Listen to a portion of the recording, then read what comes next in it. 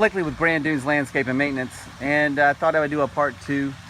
The sod is laid here in this yard. This is in the Bluffs, in the Carolina Forest area off of River Oaks, near International Drive. That is a custom concrete patio section that they had made with a fire pit that's there. And right there is an actual like bench kind of seat area. We didn't do that, somebody else did that. But as you can see, we took the sod and actually came out all the way to the neighbor's property. Just right here. So you can see the Bermuda meets the centipede, and we've top dressed this lawn with compost. This is what it looks like so far. And we didn't do the hillside. We left that down by the water alone. But we did do by the fence. Came out about 2 feet and ran Bermuda, so that way underneath the fence when we're cutting, there's not going to be any of the weeds that were here in the yard, because you can see those little white roots that are growing out there. That is actual, let's see if I can find some over here in the neighbor's yard. Give me 1 second here. Let's look and see if I can find it. Well, there's Dallas grass here. This is Dallas grass, Lespacita, green Kalinga, and a lot of other weeds. Same thing that was happening over here. This will be chemically treated, but the long white roots that you see there actually are torpedo grass. That's what I was looking for. It's everywhere. It's prevalent, especially in the front. And that's why we decided to take it up, do the Bermuda. Yeah, you can see some of it here growing in there. But it's a very invasive weed grass, and we just didn't want it. So we redid the whole lawn, did some beautiful things, planted some banana trees. This one was transplanted in the middle of summer, about 2 weeks ago. It looks pretty healthy for what it is. I know winter's coming, it's going to die back, but next year it's going to be absolutely gorgeous. And that's what I'm waiting for, is that winter.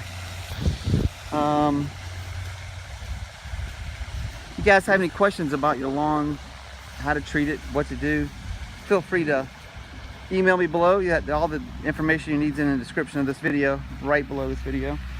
We did transplant some bananas just recently, some new ones. A couple days ago. They're not looking so healthy. We're watering those as well as we're watering the lawn. For the first 2 weeks, we're gonna saturate this lawn very well. I don't want it to be, you see where it's dry out through here. Irrigation isn't covered here. It's kind of, that's in the middle of the neighbor's yard. So we're going to have to hand water this section out here. That's what I'm doing here today, checking all the irrigation. We replaced one sprinkler head out here by the concrete patio today. There was a cut in the line where we were just digging up some of the roots that was in the way when we were stripping the old side and putting the new side down. You can see we're doing some watering today through here on the sides of the house. And Jeremy's out front, and he's hooking up the uplighting at the house. If you see somebody running around behind me, you know what's going on. And I'm just checking to make sure all the sprinkler heads are doing their job, because I want to make sure all this is saturated, good and wet. Transplanted this banana tree same time about a week ago. Center's still looking good. Outside not so great.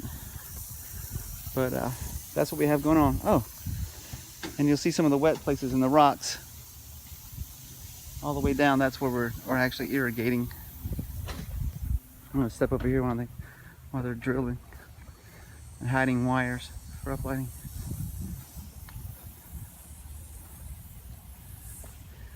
So part 2 of this video, I said that there was actual sod that was sitting right here where I was speaking earlier. The sod that was sitting here was kind of brown, and it had been bush hogged from the sod farmer, and the tips were brown because they already cut the green off. If that happens, don't worry, it's probably not dead. If you water it enough, it will come back. Bermuda does go dormant in the winter. It will turn like that straw color brown that you see in the yard now. You can see where we're watering. I'm over watering. I'm making sure that it's spongy to walk on.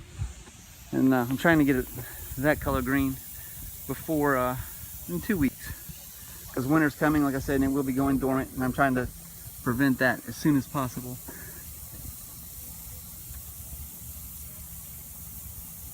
We did a light application of fertilizer already. Usually don't fertilize this late in the season, but I want to give the sod a chance to grow, because we're all going to be heavily watering it. I want those roots of the macronutrients, NPK.